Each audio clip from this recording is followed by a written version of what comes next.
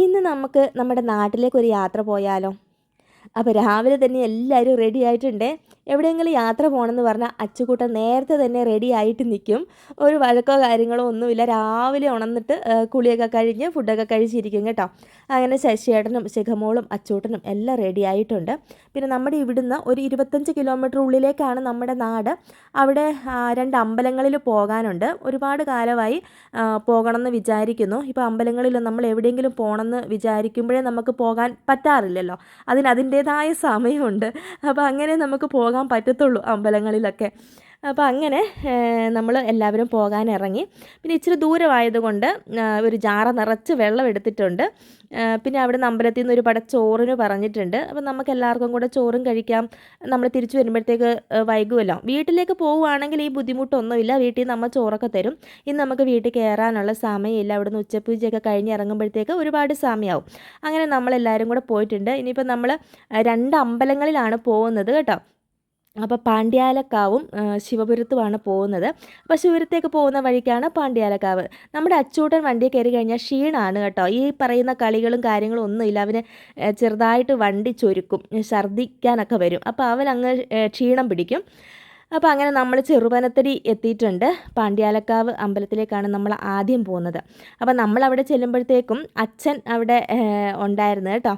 അപ്പോൾ ഇതേ നമ്മൾ ഒരു കുന്ന് ഇറങ്ങി ഒരു ഇറക്കമൊക്കെ ഇറങ്ങിയിട്ടാണ് പാണ്ഡ്യാലക്കാവ് അമ്പലത്തേക്ക് പോകുന്നത്.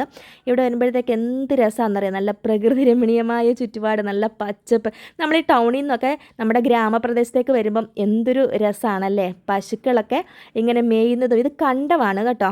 നമ്മുടെ നെല്ലൊക്കെ വിളയുന്ന കണ്ടമാണ്. അപ്പോൾ എന്ത് രസമാണ്. നല്ല ഭംഗിയുള്ള സ്ഥലം പാണ്ഡ്യാലക്കാവ്.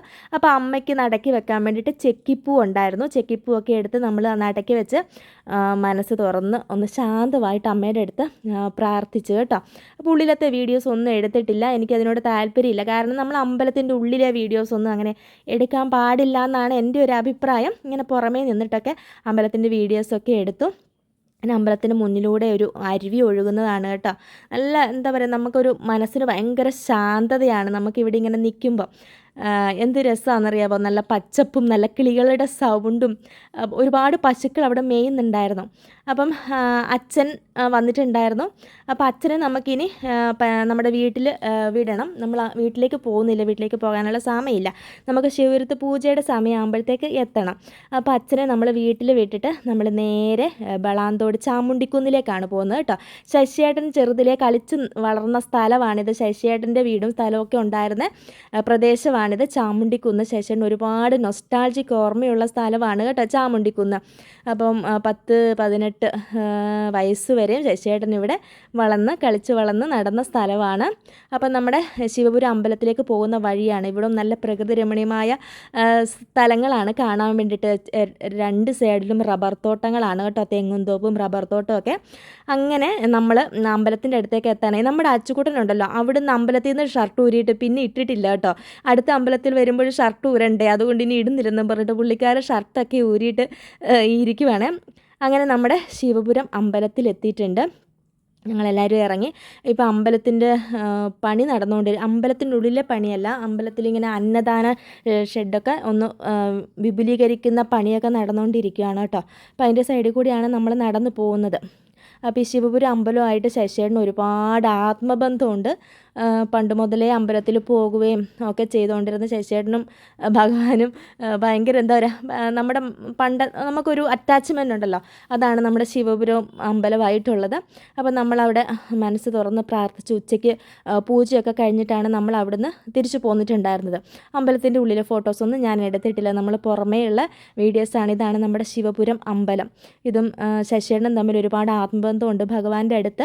അപ്പോൾ ഭഗവാന്റെ അടുത്ത് എന്താ ആയിരാരോഗ്യ സൗഖ്യത്തിന് വേണ്ടിയിട്ടും നമുക്കെല്ലാവർക്കും വേണ്ടിയിട്ട് പ്രാർത്ഥിച്ചിട്ടുണ്ട് കേട്ടോ. കൂട്ടുകാർക്ക് എല്ലാവർക്കും വേണ്ടിയിട്ട് പ്രാർത്ഥിച്ചിട്ടുണ്ട്. അപ്പോൾ അവിടെ ഇരുന്ന് ചോറ് കഴിക്കാനായിരുന്നു നമ്മുടെ പ്ലാന്. 2 പട ചോറൊക്കെ വാങ്ങിച്ചിട്ടുണ്ടായിരുന്നു. പക്ഷേ നമുക്ക് അവിടെ ഇരുന്ന് കഴിക്കാൻ സൗകര്യം ഉണ്ടായിരുന്നില്ല, പണി നടക്കുമായതുകൊണ്ട്. അങ്ങനെ നമ്മൾ എന്ത് വിചാരിച്ചു, നമുക്കൊരു സ്വന്തം ചേച്ചിയുണ്ട്. അപ്പോൾ ആ ചേച്ചിയുടെ അടുത്ത് പോയിട്ട് ചോറ് കഴിക്കാമെന്ന് വിചാരിച്ചു. അങ്ങനെ നമ്മൾ ചേച്ചിയുടെ വീട്ടിലേക്ക് പോവാണ് കേട്ടോ. നമ്മൾ അവിടെ ചെന്ന സമയത്ത് ചേച്ചി എവിടെയോ പോകാൻ വേണ്ടി തയ്യാറായിട്ടിരിക്കുമായിരുന്നു. പക്ഷെ നമ്മൾ വിളിച്ചിട്ടുണ്ടായിരുന്നു ചേച്ചിയെ. അപ്പം വരുന്നുണ്ടെന്ന് പറഞ്ഞിട്ടുണ്ടായിരുന്നു. ഉണ്ടായിരുന്നു. അപ്പം നമ്മളെ കാണാത്തത് കൊണ്ട് ചേച്ചി പോകാൻ വേണ്ടി റെഡിയായിട്ട് നിൽക്കുമായിരുന്നു. അങ്ങനെ നമ്മളെ കണ്ടപ്പം ചേച്ചി പോകാതെ അവിടെ നിൽക്കുമായിരുന്നു കേട്ടോ. അങ്ങനെ ഇതാണ് നമ്മുടെ ചേച്ചിയുടെ പേര് അനിത എന്നാണ്. അപ്പോൾ ചേച്ചിയായിട്ട് നമുക്ക് വല്ലാത്തൊരു ആത്മബന്ധമാണുള്ളത്. ശശിയേട്ടനെ ഇൻഷുറൻസ് മേഖലയിലേക്ക് കൊണ്ടുവന്നത് ചേച്ചിയാണ് കേട്ടോ. ഇന്നും നമ്മൾ കഴിക്കുന്ന അന്നം ഇൻഷുറൻസ് മേഖലയിൽ നിന്നുള്ള വരുമാനമാണ് നമുക്ക് ഇന്നും തുണയായിട്ടുള്ളത്. അതിന് ചേച്ചിയോട് എന്നും നമുക്ക് എന്താ പറയുക, തീരാത്ത കടപ്പാടും നന്ദിയുണ്ട് നമ്മളെ കൂടെ നിൽക്കുന്നത്.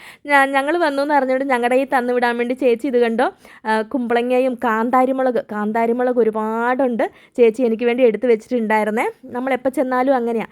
ഞങ്ങൾ വേഗം വിശന്നത് കൊണ്ട് വേഗം ചോറ് കഴിക്കാനായിരുന്നു. അപ്പോൾ നമ്മുടെ അടുത്ത് പടച്ചോറുണ്ടായിരുന്നു, കറിയും കൊണ്ടുപോയിട്ടുണ്ടായിരുന്നു. പക്ഷേ ചേച്ചി ചോറും കറിയും ഒക്കെ ഉണ്ടായിരുന്നു കേട്ടോ. അപ്പോൾ പടച്ചോറ് ഉണ്ടായിരുന്നുകൊണ്ട് ചോറ് അങ്ങനെ എടുക്കേണ്ടി വന്നില്ല. ചേച്ചിയുടെ അടുത്ത് നിന്ന് നെല്ലിക്ക ചമ്മന്തിയും പിന്നെ വഴുതനങ്ങ മെഴുക്കുവരട്ടിയും പപ്പടവും പാവയ്ക്കാത്തോരനൊക്കെ ഉണ്ടായിരുന്നു, പുളിശ്ശേരിയൊക്കെ ഉണ്ടായിരുന്നു, ധാരാളമായിരുന്നു.